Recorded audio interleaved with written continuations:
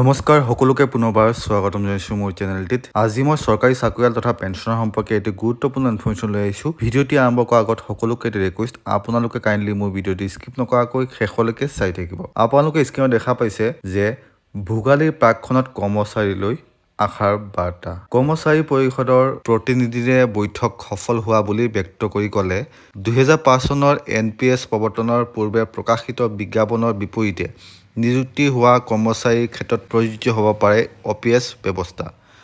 আপোন ঘৰ কৰ্মচাৰী বীমা, মাষ্টাৰ ৰোল কৰ্মচাৰী ঘৰ ভাড়া বানচকে ধৰি অন্য কেতবোৰ বিষয়তো আশ্বাস। আপোনাৰ নিযুক্তিৰ যি বিজ্ঞাপন সেয়া যদি NPS প্ৰৱৰ্তন হোৱাৰ আগত দিয়া হৈছিলে তেতিয়াহ'লে আপোনাক OPSৰ আওতালৈ অনা হ'ব।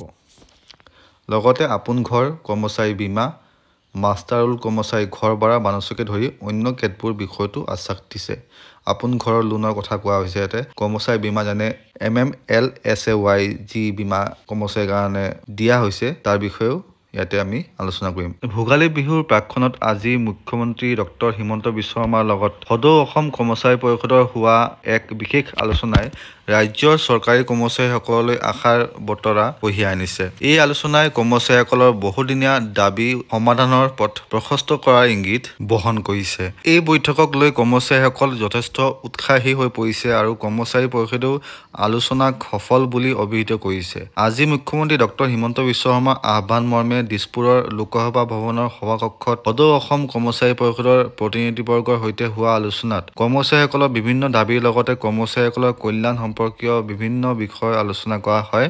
বৈঠকত ৰাজ্যৰ কৰ্মশক্তিক গতিশীল কৰাৰ বিভিন্ন পৰামৰ্শৰ লগতে কৰ্মচাৰী পৰিষদৰ প্ৰতিনিধিসকলে সেৱাবিধিৰ সংশোধনৰ প্ৰস্তাৱ, আপোন ঘৰ আঁচনিৰ সম্প্ৰসাৰণ, চৰকাৰী কৰ্মচাৰীৰ অৱসৰৰ বয়স, স্থায়ী প্ৰতিষ্ঠানত চৰকাৰী কৰ্মচাৰী আৰু তেওঁলোকৰ পৰিয়ালৰ নগদবিহীন চিকিৎসা সুবিধাৰ প্ৰয়োজনীয়তাকে ধৰি একাধিক বিষয় মুখ্যমন্ত্ৰীৰ দৃষ্টিগোচৰ কৰে। মুখ্যমন্ত্ৰীয়ে এই প্ৰস্তাৱসমূহ বিচাৰ বিবেচনাৰ মাজেৰে যাৱতীয় ব্যৱস্থা গ্ৰহণ কৰা হ'ব বুলি আশ্বাস প্ৰদান কৰি অধিক নিষ্ঠা আৰু দায়বদ্ধতাৰে ৰাজ্যবাসীৰ সেৱাত কৰ্মচাৰী সমাজক আত্মনিয়োগ কৰিবলৈ আহ্বান জনায়। সভাত মুখ্য সচিব ডক্টৰ ৰবি কোটা, মুখ্যমন্ত্ৰীৰ প্ৰধান সচিব ডক্টৰ KK দ্বিবেদীৰ বিপৰীতে কৰ্মচাৰী পৰিষদৰ সভাপতি দীপেন শৰ্মা, সাধাৰণ সম্পাদক পংকজ বৰ্মন প্ৰমুখ্যে বহুকেইজন বিষয়ববীয়া উপস্থিত থাকে। বৈঠকৰ অন্তত কৰ্মচাৰী পৰিষদৰ প্ৰতিনিধিসকলে সংবাদ মাধ্যমৰ আগত তেওঁলোকৰ বিভিন্ন সমস্যা সমাধানৰ ক্ষেত্ৰত ইতিবাচক দৃষ্টিভংগী গ্ৰহণ কৰাৰ বাবে মুখ্যমন্ত্ৰীজনক কৃতজ্ঞতা জনাই কয় যে মুখ্যমন্ত্ৰী আলোচনা কালত 1 এপ্ৰিলৰ পৰা ৰাজ্যিক কৰ্মচাৰী চিকিৎসা বীমা আঁচনি নগদবিহীন কৰা,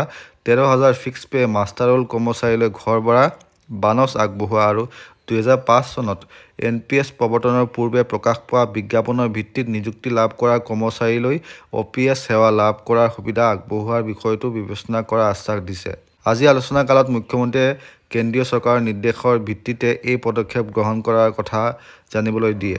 যিসমূহ পদৰ নিযুক্তি অৰ্হতা স্নাতক পৰ্যায়ৰ, সেইসমূহ পদত কাম কৰি থকা সকলে এতিয়াৰ পৰা লাভ কৰিব স্নাতক পৰ্যায়ৰ দৰমহা।